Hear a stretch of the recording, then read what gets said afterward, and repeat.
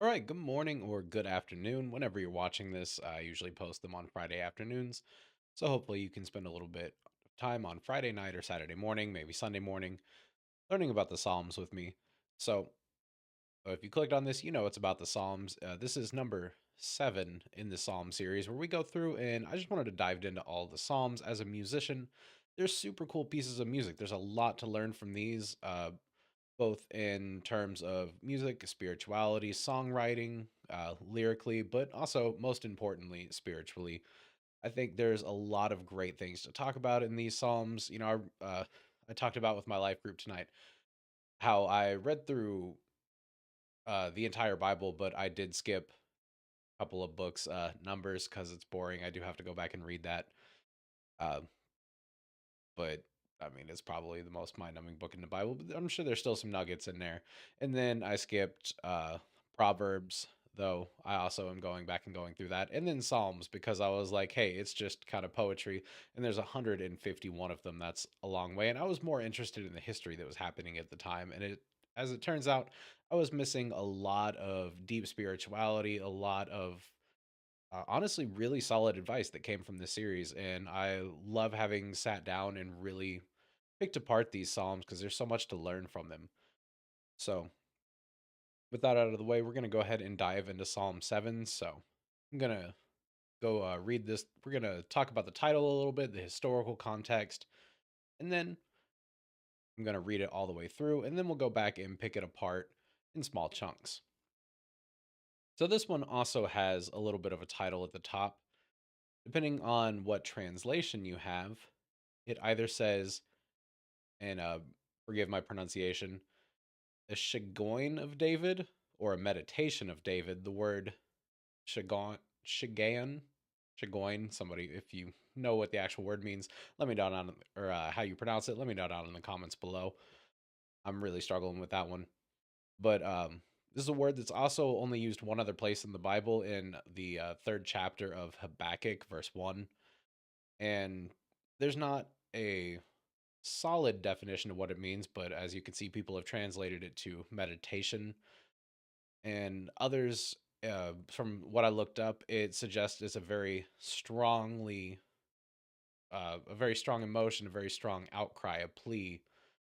It's he's feeling something very hard in this one, so and that's pretty evident when we get into the psalm.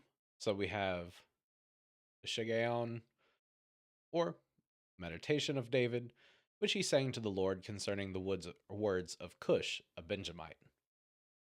Now, there's not really a specific context or timeline given other than Cush, a Benjamite. But the Benjamites, if you follow Samuel, the book of Samuel, Benjamites were loyalists of King Saul, and this could have been taking place during the transition of power from Saul to David, though some suggest that Cush may have actually been Saul himself. Others say that Cush could have been a follower of Absalom during that rebellion, which we've talked about in a couple of the other Psalms. One of which I believe Psalm 3 it was, where he actually said this happened when during Absalom's rebellion.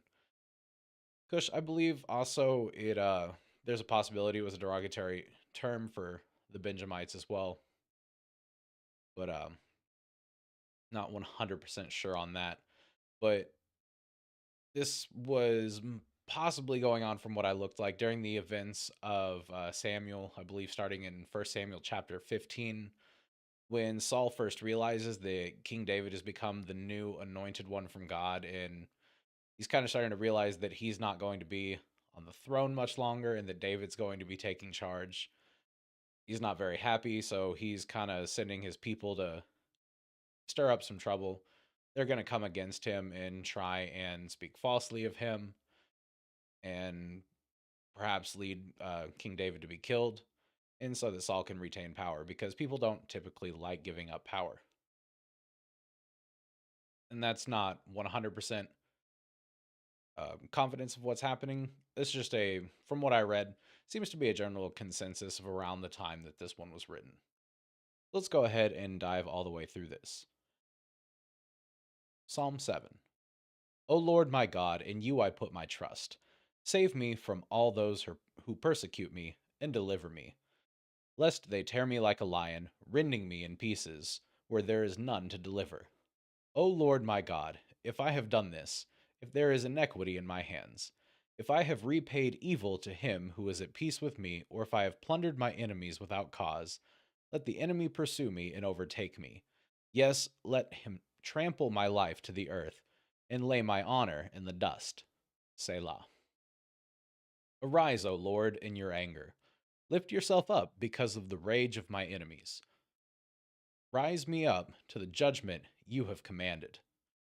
So the congregation of peoples shall surround you. For their sakes, therefore, return on high. The Lord shall judge the peoples. Judge me, O Lord, according to my righteousness, and according to my integrity within me. O let the wickedness of the wicked come to an end, but establish the just. For the righteous God tests and hears the hearts and minds. My defense is of God, who saves the upright in heart. God is a just judge, and God is angry with the wicked every day. If he does not turn back, he will sharpen his sword. He bends his bow and makes it ready. He also prepares himself instruments of death. He makes his arrows into fiery shafts. Behold, the wicked brings forth iniquity. Yes, he conceives trouble and brings forth falsehood. He made a pit and dug it out, and is fallen in the ditch in which he made. His trouble shall return upon his own head, and his violent dealing shall come down on his own crown. I will praise the Lord according to his righteousness, and I will sing praise to the name of the Lord Most High. So, this one's a little bit longer than some of the others that we've talked about in the past, but not terribly. There are much longer psalms. So, we're going to break it down verse 1 and 2. So, we start off by calling out to God, Lord, my God, I take refuge in you. Save and deliver me from all who pursue me, or they will tear me apart like a lion and rip me to pieces with no one to rescue me. Reading this out of the New King James version, by the way, just in case you've got your own Bible, it might say something a little bit different. All right, so Lord my God, I take refuge in you. Save and deliver me from all who pursue me, or they will tear me apart like a lion and rip me to pieces with no one to rescue me. So David is calling out to the Lord to save and deliver him from those who pursue him. He's saying that there are people chasing him or coming against him in some way. There are people that wish him harm somehow. And he understands the seriousness of these slander accusations because, at this time, that could get you killed. Coming against the king or coming against royalty was punishable by death. And he knows that words may sound like just words, but they will lead to actions, and those actions will unfortunately lead to David being unalived. So he's calling immediately upon the Lord for help. So, Lord my God, if I have done this, and there is guilt on my hands, if I have repaid my ally, or evil, without cause, have robbed my foe.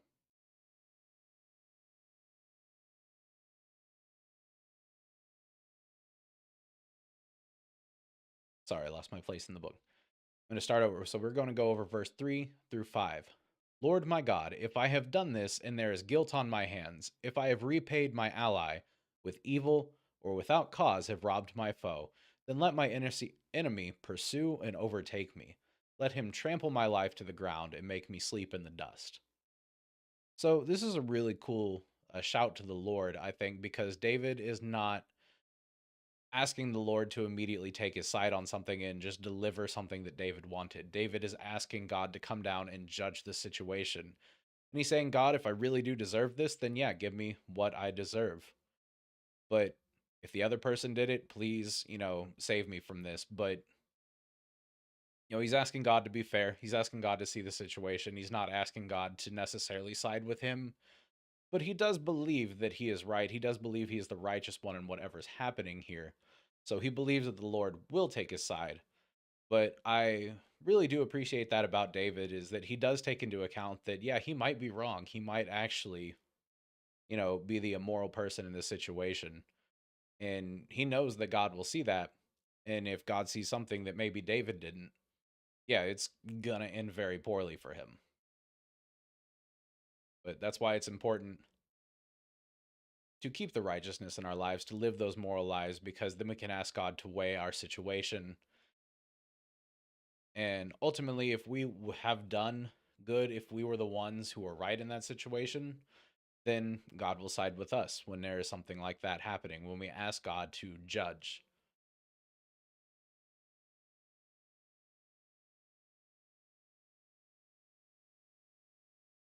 And I think it's just really important here because ultimately, if this goes unchecked, whatever is happening here with Cush the Benjamite, David absolutely is saying here that it will result in his death. Let him trample my life to the ground and make me sleep in dust. So, not even like a good death, most likely a very public, very political kind of execution style, perhaps, that was very popular back in these times. So, let's talk about verses 6 through 9. It says, "O rise, Lord, in your anger. Rise up against the rage of my enemies. Awake, my God, decree justice. Let the assembled peoples gather around you, while you sit enthroned over them on high. Let the Lord judge the peoples. Vindicate me, Lord, according to my righteousness, according to my integrity, O Most High.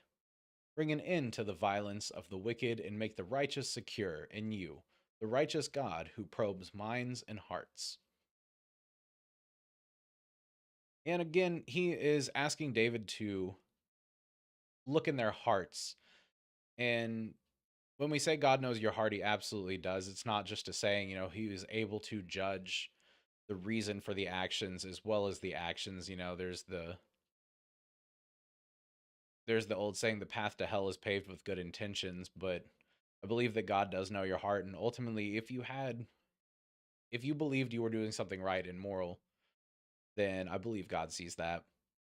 It may not have gone well, but I mean, God is a righteous God and he judges accordingly.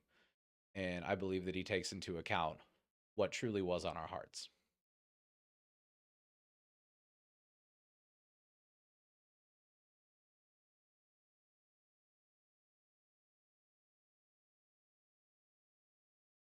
And I think ultimately, this is a really good example. Sorry, I was just thinking about these verses a little more. I think it's a great example of how to ask God for things. It's super important not to necessarily. I think when you talk to God, you should talk about things you want, plans going forward. You should talk to him like an old friend almost when we're praying, because he's there. He's the longest person you've ever been with in your entire life. So, you let him know the things that you're praying for, but ultimately, with what we do day to day, we shouldn't be thinking, how can God make this happen for us? So much as is what we are trying to do a part of God's plan. Because when we're going along with what God has in store for us, things have a way of falling in place. It has a way of blessing us with the things that we need to fulfill his plans. But if we're selfishly asking God for things and not checking ourselves is by, the fruits this would bear, is what you want to do, is what you're asking for, is that going to help further the kingdom? Is that going to bear righteous fruit? Is that going to further God's plan? Is that in line with what the Bible says? You can pray for a Ferrari, but if that's not really in store for God's plans, probably one's not going to fall off the Ferrari truck in front of your house with the keys already in the ignition. Maybe owning a Ferrari is in his plan for you. I don't know. You could do something cool with it. Donate it to charity. Maybe give sick kids a ride in it, and that would be cool and help further the kingdom. So it's not impossible, but you have to look at what is God's plan for you. How are you trying to stay in line with that? Is what you're praying for to stay on the path that He is laying out for you? And if you don't know that path, perhaps it's time to spend a lot more meditative time in prayer and trying to be silent and ask God to let you know. Ask Him to show you what is on your path. What has He laid out for you to do? And then just be still and listen. Something I struggle with myself. All right, so we can go on. We got verses 10 through 13 is the next group. My shield is God Most High. There's that shield again. I think every single psalm so far has referenced God as a shield. My shield is God Most High, who saves the upright in heart. God is a righteous judge, a God who displays his wrath every day. If he does not relent, he will sharpen his sword. He will bend his string, his bow, and he has prepared his deadly weapons, which he makes ready as flaming arrows.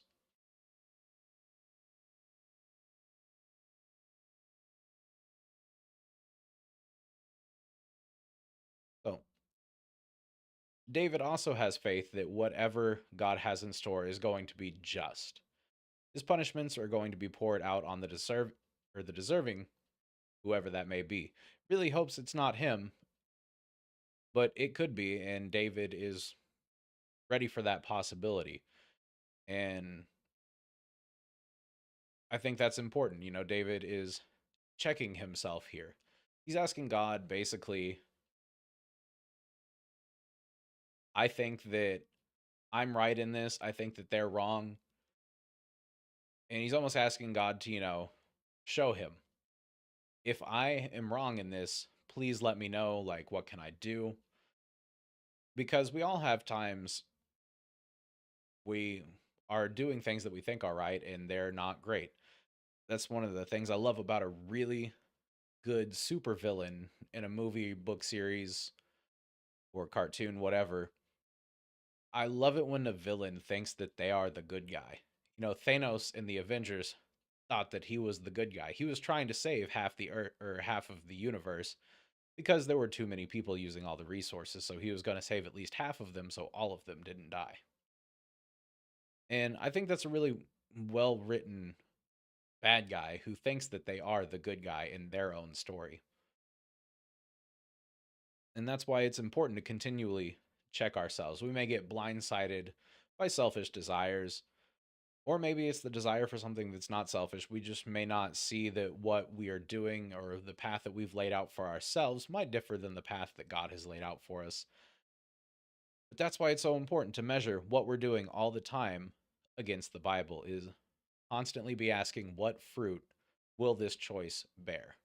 And I think by continuing to ask yourself what fruit is this going to bear will help you make better decisions from not just in the long term, but just always ask yourself, is this thing I'm about to pour time into and invest part of my day? If you're going to spend time away from your family, is that sacrifice going to bear good fruit more than spending time with your family? I mean,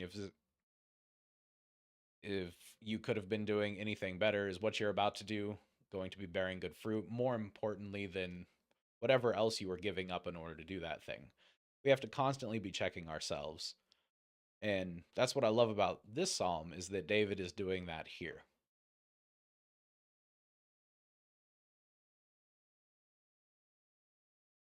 And another thing that I think is interesting is that David has faith that God will lay out that judgment.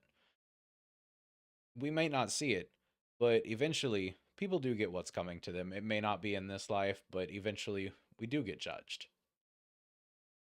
Let me talk about that a little bit in the next chunk. This is verse 14 through 16. Sorry, I'm just going to grab a little bit of tea here. Whoever is pregnant with evil conceives trouble and gives birth to disillusionment. Whoever digs a hole and scoops it out falls in the pit that they have made.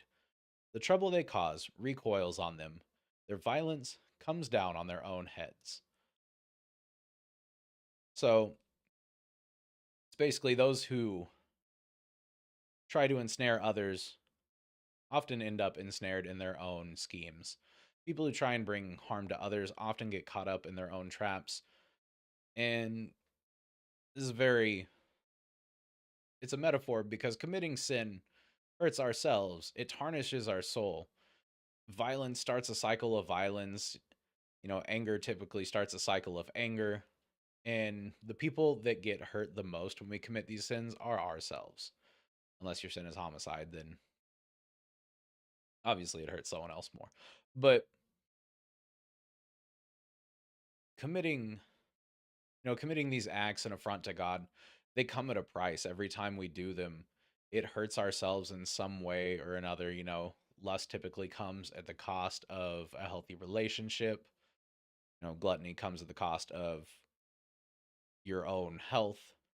Just being lazy comes at the cost of your own future. Everything that you do that is out there actively like bearing bad fruit. I keep going back to the fruit analogy. That seems to be the one on the mind tonight. Everything you do that is not bearing fruit is hurting yourself.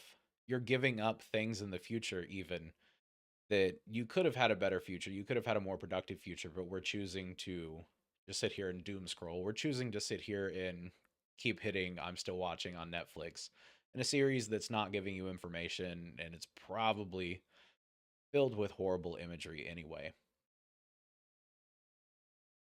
All right, so finally we have verse 17. I will give thanks to the Lord because of his righteousness. I will sing praises to the name of the Lord Most High. So, this entire thing, David is begging God to just come down and judge this situation. He's saying, I'm pretty sure I'm right, but in case I'm not, please let me know. If I am right, please save me. This situation is super dangerous. I would love not to die, but I guess if I deserve it, then let it be. But all in all, you know best. And finally, we end with, you're pretty cool. I will sing praise. You are the Lord Most High. We should always be ending with praise because we should never forget the God that has made us. We should always be offering our thanks to the Lord. We would not have been created from the dust if not for him. So always give thanks every day and never forget to thank him just for our existence. So that's my analysis of Psalm 7. If you have any more commentary, please leave it in the comments below. If you disagree, also please let me know in the comments below. I would love to hear what you got out of Psalm 7. If you like this, please leave a like and subscribe so you can stay notified for the next video that comes out when we go over Psalm 8. Until I see y'all next time, stay vigilant, stay righteous, and keep up that fight against awful music.